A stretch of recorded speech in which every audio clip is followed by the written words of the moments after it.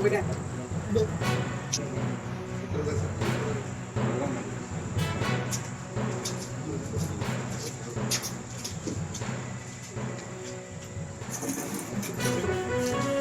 ಹಿಂದೆ ಬರಲ್ಲ.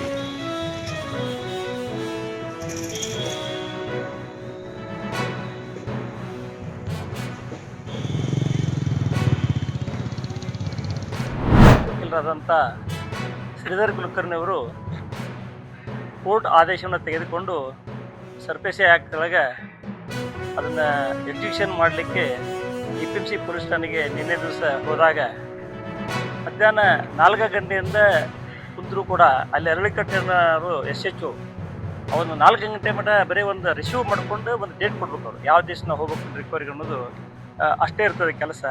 ಅಷ್ಟಕ್ಕೇ 4 ತಾಸು ಅವರೊಬ್ಬರು ಕುದಿಸ್ಯಾರ. ಆಮೇಲೆ ನಂತರ ಬಂದಂಥ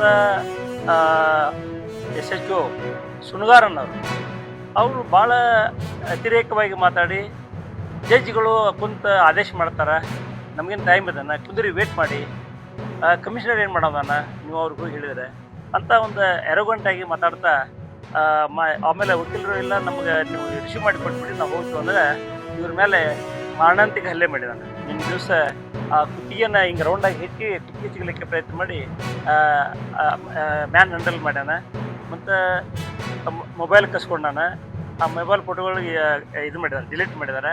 ಮತ್ತು CCTV ಕ್ಯಾಮ್ರಾ ಮೇಲೆ ಒಂದು ಅರಿವಿ ಹಾಕಿ ಮುಚ್ಚಿದ್ದಾರೆ.